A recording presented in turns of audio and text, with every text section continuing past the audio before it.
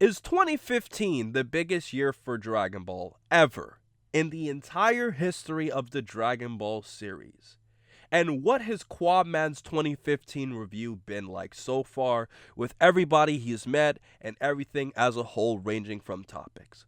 Well, to answer that question, alrighty guys, it is Qaaman here today and I'm bringing you another video. You can lump and categorize this as whatever you want to call it, but I'm bringing you another video today talking about whether or not Dragon Ball was the biggest year, and I'm also going to be doing my 2015 review in this episode of whatever you guys want to call it. So without wasting any more time, let's get straight into this video. And Geekdom 101, if you are watching this video, please pause this video to spam my real name in the comment section, because I know I just finished reading one of your tweets and I just remembered that you love using real names. So everybody in the comment section for me, put hashtag GeekdomExpose. Anyways, just to get on with the video, I'm going to talk about, is this the biggest year for Dragon Ball? And quite honestly, in my lifetime, and I'm in my early 20s, I would have to say that 2015 is definitely the biggest year for Dragon Ball that I've ever seen. And the reason why I'm basing this is because of several factors. I've been doing YouTube videos for a while now. I've been making Dragon Ball videos since 2013. And what really separates 2015 from all of those is everything that has taken place to spur the excitement. I mean, three major things took place this year, not even counting YouTube. What happened this year is we got a brand new movie, Dragon Ball Resurrection F. Obviously, that was a big hit because, you know, taking place from Battle of Gods. In Battle of Gods, we saw various things that were, you know, being included in the movie that we never really saw in Dragon Ball before, with this whole Super Saiyan God concept, all of the characters interacting once again. That was a brand new, refreshing experience. And when Resurrection F was to come out, a lot of excitement was spurred. A lot of people made false rumors, but I mean, everything really, you know, elaborated on like highlighting that Dragon Ball was expanding itself. And that was a true experience because fans, when they saw Battle of Gods, we weren't expecting, you know, a brand new movie, you know, and the fact that a new movie was coming out was telling fans that there's been an injection of excitement. So starting off with Resurrection F, that was obviously a big thing. We then move on to Dragon Ball Xenoverse, which was a very, very, very big game. Rhymestyle credits a lot of his success, and Thundershot as well, to, you know, Dragon Ball Xenoverse coming out, because a lot of Dragon Ball gamers were basically, you know, going out looking for videos on it, and, you know, that obviously helped too. I obviously did, you know, Dragon Ball Xenoverse myself, so I did benefit to a lesser degree, you know, from the hype of that new video game. And one of the reasons I think Dragon Ball Xenoverse was such a big game was because of the fact that, looking at Xenoverse, it was a game that, you know, added custom play. And I felt that made it really unique because although Ultimate Tenkaichi had, you know, custom play, I feel like, you know, Xenoverse really separated itself from the pack because of how in-depth it made it with all the different items. You know, it didn't have the biggest character roster, but it had a good pool of interesting characters to play with. Playing with Jago, playing with Super Saiyan God Super Saiyan or Super Saiyan Blue, playing as Super Saiyan Force, playing as GT characters.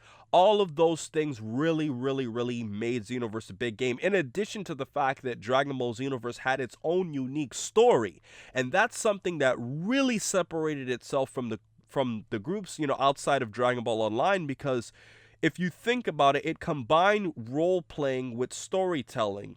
And what really made Xenoverse rich is it's not one of those games like Budokai 1, although a great game, or, you know, Dragon Ball Z Ultimate Tenkaichi. Dragon Ball Z Budokai Tenkaichi, where you basically just play a story, you know, you refight and relive the battles of the past. No, this is like a brand new, enriching story where you are replaying a lot of those battles, but you're trying to change history. And I felt that really made it a rich experience. I think Bandai was brilliant to go in a similar direction while still maintaining the story, but adding new elements towards twisting it. I felt that was a brilliant concept. And obviously the online multiplayer stuff too. So that definitely made Xenoverse a huge, huge, huge hit. In addition to obviously having Resurrection F, And obviously, you can't forget putting the icing on the cake when it pertains to having Dragon Ball Super being announced. And a lot of people have had mixed opinions about Dragon Ball Super's direction. A lot of people are not very happy, with myself included, talking about the animation. I'm not saying the animation is bad. I'm just saying I think it should be better for modern standards, considering both Dragon Ball Z and GT have had significantly better animation. And I don't think anybody can argue that those three series have better animation than Super. Super has very good animation at times, but there are times when you look at some of the character pictures that look so sloppy, and it's like, really, you couldn't have done a better job for this. So, looking at Super, the animation, the retelling of Battle of Gods and Resurrection F has created a lot of mixed opinions, but nevertheless, the hype of Dragon Ball Super as a brand new Dragon Ball series got people off their socks.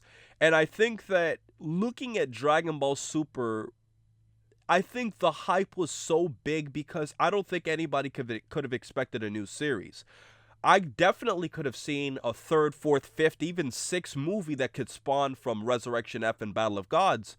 But to think that a whole new series is now being created, it basically said the sky is the limit. And although, Toriyama has mentioned about the whole Super Dragon Ball arc and the whole Universe 6, Universe 7 clash, I think that we can all agree that their room to expand from that arc is just tremendous. And if the show is successful enough, by all means, Dragon Ball Super could go in any direction it wants. So although there might be a lot of mixed opinions about the earlier arcs of Dragon Ball Super, and I do feel the early arcs are integral to bringing people into the show, I don't think you could just wink off the first 25 episodes and say, hey guys, just ignore these first 25 episodes and then just go skip to episode 30 or 40 when things start to get good.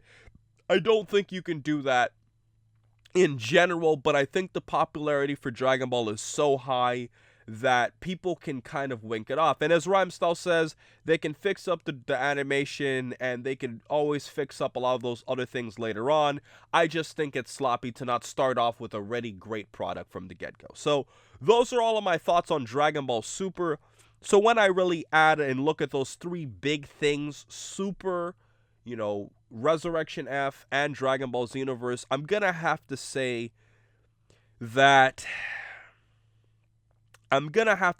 Resurrection F was probably the biggest hit so far. I will say this, though. I think Dragon Ball Super has the biggest hype of all of the three. I don't think it's close because I never in my wildest dreams expected a new series. I could have always have seen a new movie, and there have been things that have been released for Dragon Ball Z after Dragon Ball Z was finished airing that expanded the series in some way or another. I'll get into that in a second. But to say that there's going to be a whole new reoccurring series, I felt that was the most hype thing. But in terms of success, I'm going to have to say Resurrection F because it sold well. It had generally good feedback. Although some people have mixed opinions about Resurrection F, it was a complete movie within itself. It didn't stretch anything out. It was complete, although it might have had its problems. Resurrection F definitely gave hope for expanding Dragon Ball, and that's why I would say Resurrection F has been big. And to go back to what I was saying before, the reason why I was saying that we can't just look at new material as just expanding the series is because of the fact that, let's look at Dragon Ball. We have seen Yo Son Goku and his friends return, and for those of you who don't know about Yo Son Goku and his friends return, I don't think people realize that although it wasn't as big as the three things I mentioned for this year, Yo Son Goku and his friends return, I remember when that came out, that got a lot of attention and hype. And also the same thing took place when there was a three-man crossover with the whole Toriko Dragon Ball One Piece special. That really created a lot of hype. I remember it was like the multiple series thing. It had like a weird Japanese name, but you guys know what I'm talking about. It was the whole crossover special that took place with Dragon Ball. There have been things that have been released, Bardock, that whole Bardock special that took place, that 20-minute special where, Bardock became a Super Saiyan and fought against Chilled.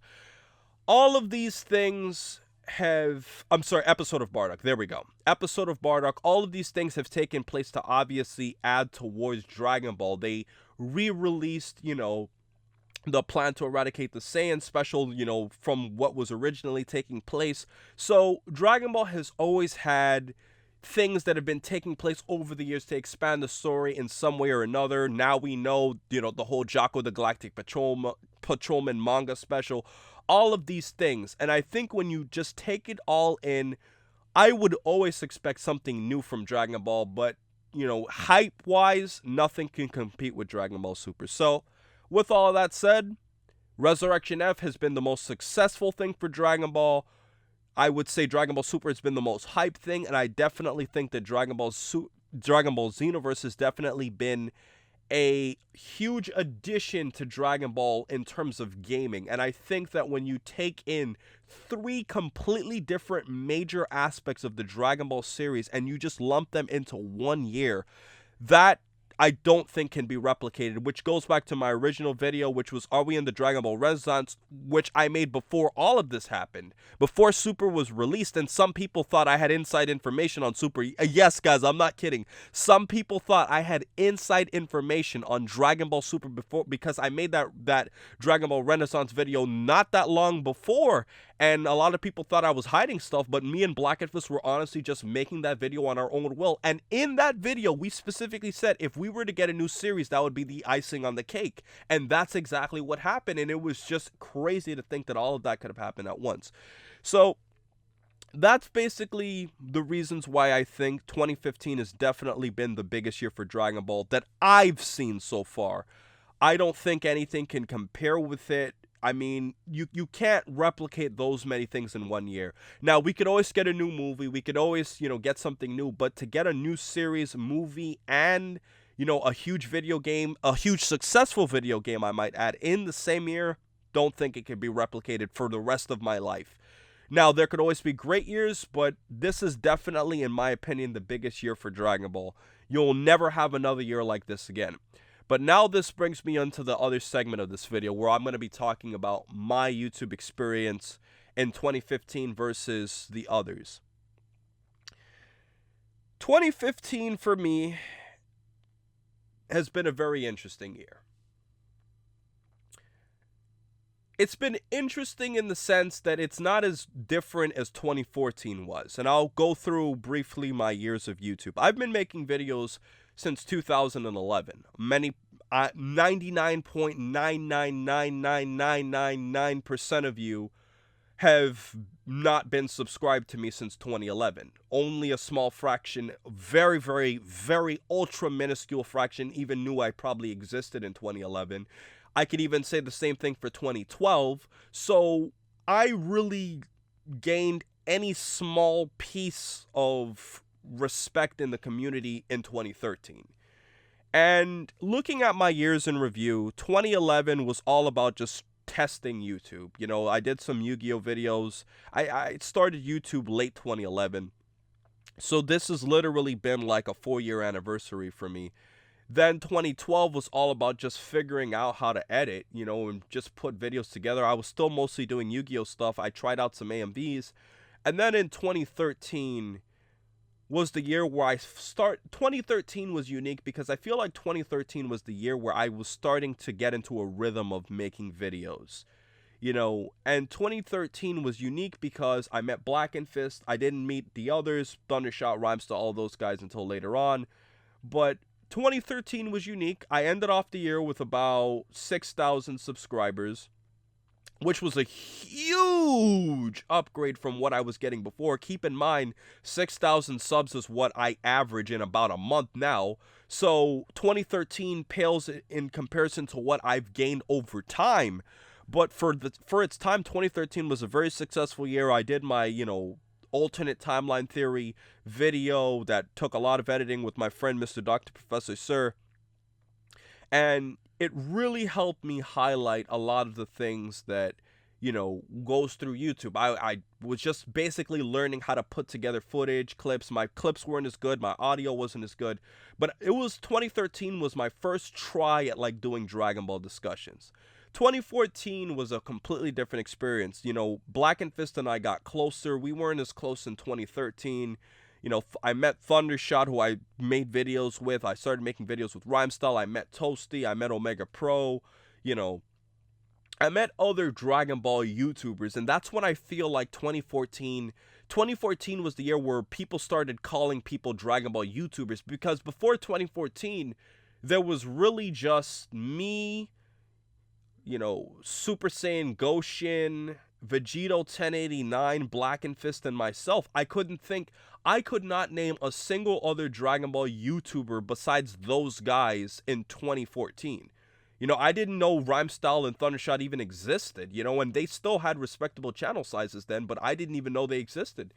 And then 2014 comes around, I start making videos with more people, I start doing more collabs, and the year ends, I have 62,000 subs, and that was a huge upgrade from having 6,000 the year before. To think my channel grew 10 times in the span of a year, that was just amazing. The fact that of March of that year, I had 9,000 subs, and then at the end of that same year, I have 62,000. To think from March to December, I go from 9,000 to 62,000 subs. I never saw that ever happening, ever. I was already beyond my own wildest imagination of ever making any type of minuscule success on YouTube.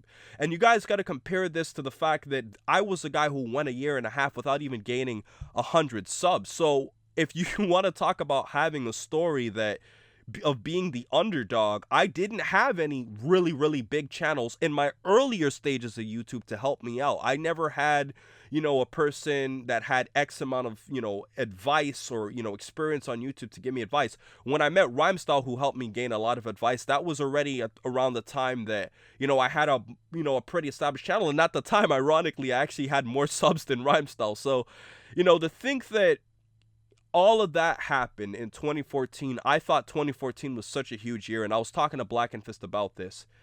And then I move on to 2015. Now is where everything gets juicy. And I say to myself, I could have never seen this coming. And I just, in the earlier part of this video, I talked about how, those three major things happened to spur the popularity, which is why I think Rhymestyle, Thundershot, Blackenfist, myself, and some of the other newer guests that I'm going to mention in just a second were able to grow so much in popularity, because those three major things sent a surge of popularity through the internet. And there's other things too, like Robot Underdog, who I'm affiliated with, who made a fantastic Light of Hope series that I never thought any fans could, put together. That was fantastically created, and it was so impressive that fans were able to make something like that, And, I'm looking at that, and all of these, Team 4-Star obviously is always going to be continuously growing in popularity. There's this new Dragon Ball series that my fans were telling me about that, is fan related too. I cannot remember the name right now, but somebody's going to post it in the comment section and remind me. So looking at all of that, that has been my experience in 2015 in terms of interactions. But the biggest interaction has been the growth of Dragon Ball YouTubers. So as I've said before, for me, looking at how YouTube has grown for the Dragon Ball community, we've had, for 2011, 2012, 2013, to me it was just me, Blackenfist, Vegito 1089, and Super Saiyan Goshin. Those are the only ones I could name. 2014, Rhymestyle, Thundershot, Toasty, Omega Pro, and we've definitely gained a lot more. I mean, there's so many now, it's almost irrelevant to basically, talk about Jada-Antastic, Unreal Entertainment Gaming. And I actually knew Unreal Entertainment Gaming before all of this stuff happened. I didn't even realize Unreal Entertainment Gaming was actually a Dragon Ball YouTuber until later on, because I knew him because he did a Slender Man playthrough, and I was very interested in watching a playthrough of that game, and that's how I found him. And I think he also played Alien Colonial Marines. So thinking about how all of that is transitioned, this year, 2014 was basically about finding new Dragon Ball YouTubers. 2015 is about all these Dragon Ball YouTubers coming out of nowhere. And the first person I want to mention is Expert Games. Expert Games, I hope he watches this video because I talk to him all the time. Expert Games was the first, I was the first person that he talked to. He was like the first Dragon Ball YouTuber who talked to me. Or I'm sorry, that I talked to. Well, for him. And I remember he sent me an email. And I've always said if somebody makes a video response to me, there's an astronomically higher chance that I'm going to respond to you. If I get a chance to see it. he made a video talking to me and Blackenfist about how he wanted to do, YouTube videos, and he wanted to gain advice. And, we collabed early, even though we didn't make a direct video together, in the sense that he made a video talking about how strong is Mr. Satan. And I directly correlated my video when I was making a video on who was the real Mr. Satan to talk about some interesting facts about that. Obviously taking in some of the thoughts that Expert Games suggested, because he made a lot of really good points. And then the fact that Expert Games, out of anybody in the Dragon Ball community, he has grown the most. I mean, he literally went, in the span of 8 months, from basically being a channel that was defunct to being one of the biggest Dragon Ball YouTubers in the span of 8 months. Considering the fact, and I know you guys love that I love to say considering the fact that it took me 4 years to get to where I got. I know Expert Games already has more than half of my channel's growth in 8 months. And looking at, other people who I will also mention later on, that's just crazy. And the kid has Expert Games is a younger YouTuber. He has a huge slate of potential to make it on YouTube. And I think he has good content. I think he has a lot of promise, and he always puts a unique creative twist on things. And I definitely think he would probably be the first person I would mention, because of just how 2015 has just warped his reality. And obviously, moving on towards other people, I can't forget Geekdom 101. I mentioned him earlier in the video. I remember when I first talked to Geekdom 101, it was a very unique experience, because Blackenfist wanted to do a video following up the whole Goku is he a bad father video, and he wanted to get more guests. And I already talked to Blackenfist so much about it, and he wanted to give other, YouTubers or fans a chance. So I said I would just listen in on the Skype call and just mute myself and just listen in. I wasn't going to be a part of the video, because I already did my own twist on it, talking about is Vegeta a bad father. And Geekdom came into the call, and we had other guests, and it was really interesting to see another person, who's a little bit older with more experience, talking about their view on how Dragon Ball came into their lives. And from that conversation on, everybody else went to sleep, and it was just me and Geekdom still on the line. And, he literally became one of my closest friends in the span of 6 hours. I mean, not giving away too much personal information, he and his now wife invited me to their wedding. He basically talked a lot about his own personal stuff, and the fact that a guy who I just met a few hours ago is just informing me on his entire life story, and vice versa, was just so enriching in my life. I'm especially an older guy, because I don't just look at Geekdom as a big brother. I look as a friend. I mean, I look at him as a big brother. He's literally like a big brother to me. And ironically, my brother got me into Dragon Ball, and my brother is around the same age that Geekdom is, but I won't give that away for personal reasons. So, looking at all of that stuff taking place, it was just a very, very refreshing experience to meet Geekdom. And after Geekdom, I think 3 or 4 days later, I was on the line with Super Jaiyan, and we just had an awesome conversation. And the whole time I was talking to Geekdom and Super Jaiyan, I was editing a video the entire time we were talking, and I had my screen share on so they could watch me edit as we talk. And it was basically a video that you'll probably think was weird, but it took me 8 hours to edit a 2-minute video, which was the Shia LaBeouf Do It video. I just had to do it to follow the trend, and I did all those Super Saiyan transformations. And Super Jaiyan and I watched it. We had a fun time, and I talked to him till a very, very, very long time. It was an extremely long conversation. I don't remember how long it lasted. And I'm man, this guy's really cool, laid back. He said he liked my videos. I really appreciated that about him. I had a good amount of respect for his Dragon Ball knowledge. And, I just really appreciated a lot of what he brought to the table in Dragon Ball. He brought some opinions that I never thought about. And after that, I would just say that 2015 for me and Super Jaiyan just took off in terms of friendship. And then I think maybe a week or two afterwards, Geekdom invited, or should I say Danny, because, he loves to use my real name. Danny invited Mike from Laughingstock Media. Please say the whole thing if you would. Yes, that includes the from Laughingstock Media part. Yes, every time, guys. And if Mike from Laughingstock Media is watching this, I hope he comments. He knows exactly where I'm making a reference from. He came into the call, and he was another interesting person because he was a person that I was actually in contact with before, but I didn't realize that that was him. As a matter of fact, the funniest thing about Mike is that in my face reveal, I couldn't remember his name, but I remember when I was making what was it again? I needed a fan to do me a favor. I mentioned him in my face reveal, and I basically put like a call out saying Mike Warren. And I didn't realize that this was Laughingstock Media. And basically what happened is I needed somebody to Photoshop Goku with blue hair for, the whole Dragon Ball Super series being announced. And Mike did it. And I didn't realize that that was the same Mike who was messaging me over the course of like 2 years.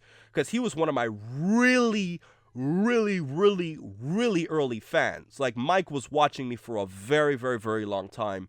And I was like, holy crap, that's like the same guy that I was talking to in like those private messages over those years.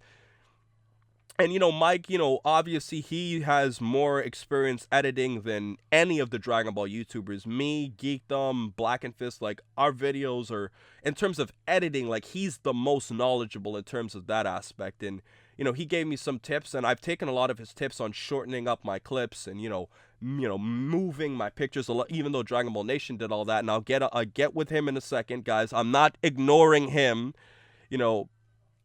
All of those things basically took place with Mike, and basically, Mike, he really provided a lot of additional things to YouTube. He was the one who really, really, really convinced me in diversifying more, because I have a lot of other interests in life besides just Dragon Ball, guys. I mean, I'm a human being. I love sports. I love sports a whole lot. I love movies. I love The Walking Dead. I love, Yu Yu Hakusho, and starting to make more Yu Yu Hakusho videos. I mean, I love a lot of other things. I'm a video gamer in my spare time. I have a lot of interest outside of just YouTube. And Mike was like, you really want to expand your brand and do other types of videos. And if it wasn't for Mike convincing me to do a lot of that, I probably wouldn't have started to do diversification. Although I'm not completely there yet, Mike is definitely my biggest supporter of diversifying content, and that's one thing he definitely brought to the table, because he's diversifying his channel a lot too, and he doesn't care if his Dragon Ball videos get 10-20 times as many views. He still wants to do it because he enjoys doing it, and that's one thing I gotta respect about Mike. But the story doesn't end there. Dragon Ball Nation is a very unique part of the story, so I think that I should talk about him in a different sense, because the reason I say he's unique is because he doesn't directly fit into one specific time spot, like how I say Blackenfist or Geekdom, where Blackenfist was from the beginning, Thundershot came after, Rhymestyle came after that. Josh was kind of like hovering around, because he was a big fan of my videos, and he was like watching me for a long time, and he had the name Dragon Ball Nation. So he obviously stands out significantly from, other fans in the comment section. And I will tell you guys, people who do have unique names in the comment section do stand out. I'm trying to be very PG here, but I mean, Corey, you guys know what his name is. There's a very, very popular fan of mine's, and he's very, very vocal in the comment section. His name is Corey, and he likes to be in a certain something, and he based his name off of a character from That's So Raven and Corey in the House. You guys know what his name is, and you're going to say it in the comment section. But Corey is, similar to Corey, Dragon Ball Nation is a fan that was watching me for a long time, and I remember one time Thundershot added him to a conversation, and we just had a really nice talk, and over time I just like, this guy's cool, he's very chill and laid back. I didn't realize how silly and immature he was until afterwards, but I just enjoyed his company, and he was a funny guy. Like, I think Dragon Ball Nation, along with Geekdom, are probably the funniest people in the group. I mean, I think everybody's funny in their own ways. Mike is funny in his own ways. You know, Mike and I have our own, like, remix to songs. Super Jane is funny in his own way. I mean, Megan's funny in her own way. I think Hail Zeon is definitely funny in his own way. Everybody has their own fun and unique, approach to things. So, looking at it like that, I would definitely have to say Josh just basically transitioned from being, a fan in the comment section to, improving his videos. And then, I said, give him a shot. He was working hard. I made some videos with him, and I'm like, this guy's really good at what he does. And, he's really improved from his earlier videos. Same as for everybody. I mean, I look at some of my own old videos with Blackenfist, and I'm like, me and Blackenfist have significantly improved our editing skills. And, that basically does it for Josh, and we're just good friends today. And to see his channel grow is crazy. So I would say, Hail Zeon was another unique case. And Hail Zeon is definitely the most unique case out of all people I've met this year, because I remember I first met or heard of him because Geekdom basically considered him like a hater. And it was weird because he made a video called "The Dragon Ball Community Should Get," excuse me for my French, "The Dragon Ball Community Should Get Fucked." And in it, he was basically just saying, like, if you guys like all of these channels, that's good for you. I don't care, or whatever like that. And in that video, when he was saying, if you guys want to watch all of these other guys and their content, that's you. My channel was one of the pictures that was featured to the right. So I directly interpreted it as he's taking a shot at me. Like, he's saying that he thinks my videos are garbage and he thinks that I don't know what the hell I'm talking about. So I was like, well, I talked to the guy, and it turns out that he's an awesome person. And it's like, and then he was really shocked about the knowledge I had of Dragon Ball, how I basically owned all the manga volumes, how I've seen the show many times, and, I just try to make my videos as generic for everybody to enjoy. And he gained a lot of respect for me after that. And, he's worked with me on writing scripts for some videos. And although he might not be the biggest fan of what ifs, he's also looked at the fact that I told him, listen, dude, I've made a lot of other videos that are not what ifs. I'm not the what if guy, because I have other videos that have millions of views, or hundreds of thousands or thousands of views, that are not what ifs. And, he's I guess you would say he's been more open to my channel, and he's given me some tips on editing advice too. And Hail Zeon, I definitely think, brings a very, very, very, or should I say Jason, because Geekdom loves using real names.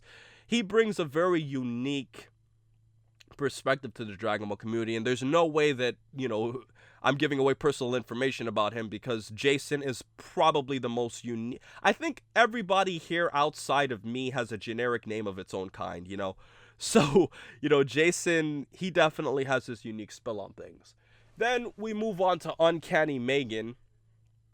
I remember I found her through Twitter because she has an extremely popular Twitter channel, and she tweets extremely frequently. Like, out of everybody I'm following on Twitter, she tweets the most. And she was very, very, very active on Twitter, and we were looking up, like, Dragon Ball cosplayers, and she was, like, one of the most popular ones. Like, she's like a superstar Dragon Ball cosplayer because she's extremely well known for playing Bulma, along with a lot of other things.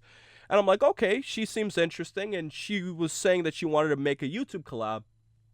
I'm like, sure. And although it took quite a while, I edited an interview that I did with her, and, she basically brought a lot of unique perspectives to it, because she was probably like the first female to really collab with the Dragon Ball YouTubing community. And I just felt that really interesting, and I felt that Megan definitely had a big twist on the whole scheme of things. So shout out to Uncanny Megan. She's definitely one of the best cosplayers I've seen in a long time, and she's a really cool person to talk to. And, she has a very, very unique perspective on Dragon Ball, because she, like Super Jaiyan, she favors Kai a lot more, and we've talked about that before, like which one's better. And personally, we have our difference in opinions, but she has a lot of reasons to support why she likes Kai. And she has one of the best Dragon Ball collections I've seen. Like, if you see her room, like, her room is filled with Dragon Ball stuff that makes me pale in comparison. So, Jax Blade, I'll say this again. Jax Blade, Super Jaiyan, and Uncanny Megan have the 3 best Dragon Ball collections I've ever seen. Like, like, them actually showing it. So, those are, let's see. Who am I missing? Uncanny Megan. Did I forget anybody that I've collabed with? I don't think I'm forgetting anybody. No, I mean, I talked about Unreal. I think that's basically. Am I forgetting something? Because I don't want to go off and say this. And, I mean, obviously, Duct Tape from Comic Corner. But Duct Tape from Comic Corner is a different person. Like, he's. Okay, I'm going to give away a little secret here. Duct Tape from Comic Corner and Geekdom are the only YouTubers in, like, the whole Dragon Ball YouTubing group that I make videos with to ever see me physical person to person in my lifetime. Like, those are the only 2 YouTubers. Don't let anybody create rumors, guys. Those are the only 2 people to physically meet me. I know somebody's gonna post a sick perverted comment in the comment sections when I say meet, but you guys know what I mean. They're the only 2 people to meet me, person to person, and that's basically it. So that does it in terms of meeting people. And in terms of just reviewing my year as a whole, I would have to say 2015 had its ups and downs. I do think I brought out some good videos this year. But I decided that I think that I should just transition and I have a bunch of videos planned. And I'm just going to, like, start off, get a fresh slate, and start off 2016 with a bang. Because 2015, although it has been very, very rich in terms of YouTube success for me, going from 62,000 subs to almost 150,000, the numbers may say, oh, wow, well, you've done well, but in my personal life, I've gone through a lot of hardships. I've gone through the most challenging of times this year.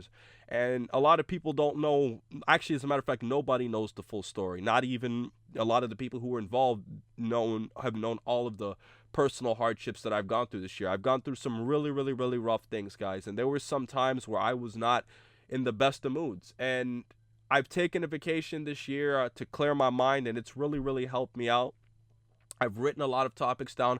I've come up with topics dating all the way till next August, and I just feel like just starting off 2016, wiping off 2015 from a plate, and just starting off fresh after you guys are hearing this video is the right way to go. I just want to go from there, guys, because if I just dwell in the past, it's just going to be, oh, I have to finish this video, finish this video, finish this video. Just let's press the reset button, start off nice and clean. And that's basically me. I do think that I have come up with some really great stuff, and I do think that I've definitely felt that 2015 is the year where I feel like I'm starting to learn myself as a YouTuber and what to do. I understand that on YouTube, I will always make Dragon Ball my main priority. Guys, I'm going to start diversifying more. I've already started trying it, and it's gotten decent feedback. But understand this, Dragon Ball will never leave my channel till the day I die or the day I stop making YouTube videos, because that would be silly if I did. That's what most fans subscribe to me for. I understand Dragon Ball is what people are primarily subscribed to me for, and I'm not going to let that go away. I owe it to my fans, because really at the end of the day, if I want to do sports videos, Yu Yu Hakusho videos, video game streams, all of that other stuff that I like to do, playthroughs, if I want to do all of that stuff on my channel, I understand that's fine and dandy, but at the end of the day, it's what you guys have done as Dragon Ball fans to make me what I am today. And I could give you advice. I could give you guys, examples. When I was making Yu-Gi-Oh videos, I worked for a year and a half and I couldn't gain 100 subs. When in fact, I gain 100 subs in like 12 to 15 hours nowadays. And the fact that, it was really the Dragon Ball fans that promoted my channel and really gave me a chance at something unique. Because if I were to start into, if there was no such thing as a Qaaman, and if I were to start making Dragon Ball videos today, I wouldn't make it. You know why? Because there are all those other developed channels. It was when I was a nobody where those fans stuck up through me, with me, Sly Cooper, Rokasoka, the Dragon Ball GT fan, Mike from Lapsic Suck Media, and others that gave me a chance when I was small. It is what helped me today. And the new fans today are just as important because they're continuing my reputation. And I think when you look at it like that, it just speaks in testament to how the internet is really a powerful engine. Because I've gone through financial hardships and YouTube has bailed me out many times. Without you guys, I couldn't do a lot of the things I do in my financial life. You know, you guys have provided a mental safe haven for me because whenever things get stressful, I just want to zone out and do YouTube videos. But sometimes things are just too hard that I just can't. And I just know that people out there are so interested in hearing what I have to say. It creates harmony that people care about me that have never met me care about who I am. And that really speaks volumes, and it speaks even towards my Dragon Ball friends. The fact that, I mean, Geekdom has been there for me, and this is no discredit to anybody else, but Geekdom has been there for me through some really, really, really deep times, along with all the others too. When I was going through some really, really hard times this year, and he doesn't even know the full story. I've gone through some really rough times, guys. And there were times where I just didn't feel like doing anything because life was so hard on me. And I've gotten through those times, and I'm going to go into the semester, despite how my grades ended up being, despite how all of my hardships ended up being, coming back from a Zenkai boost. I want to come back stronger than ever. I want to upload better content. I want to upload more content. I want to upload more diversified content.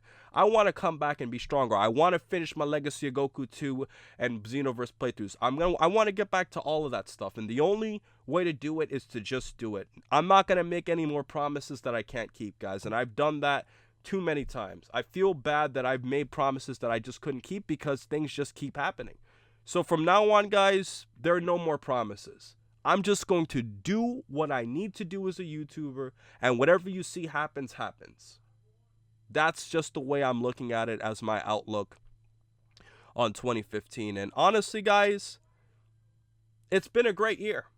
It had its bumps. It had its bumps in the roads, but for the most part, it was a positive year. It was a positive learning experience.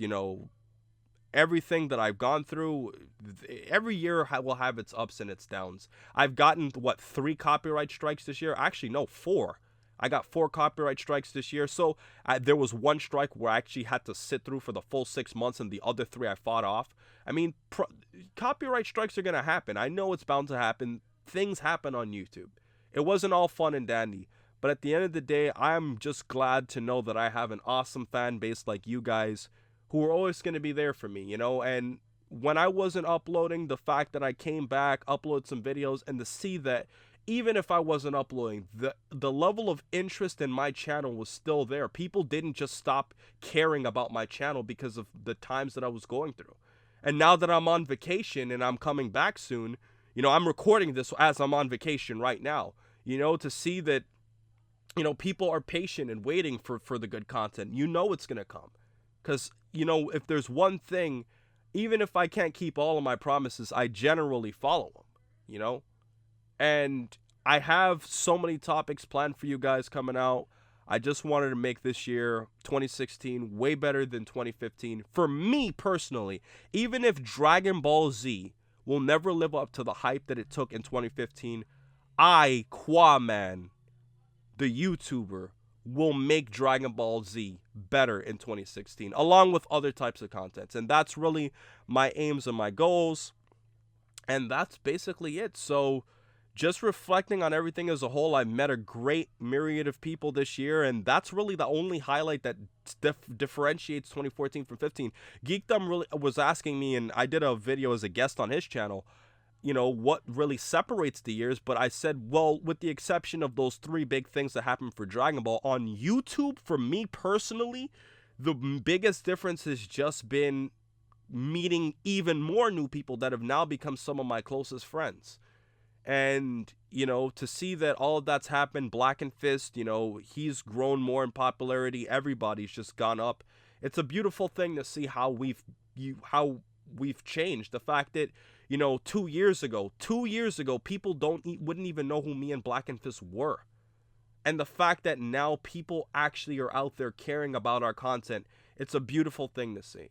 So, With all of that said, guys, I hope you guys enjoyed this video. I've talked for 45 minutes. You guys knew this was coming, and I hope you guys enjoyed 2015. 2016 is going to be even better. I promise you guys. I have lots of topics planned. I'm not making any more unfair promises, guys. I'm going to get back, and I'm going to make this a much better year than ever before. So I hope you guys enjoyed 2015. I hope you guys have a happy new year, and most importantly, over everything else, please remember to rate, comment, and subscribe. And remember, as I always say, to have a great day, guys.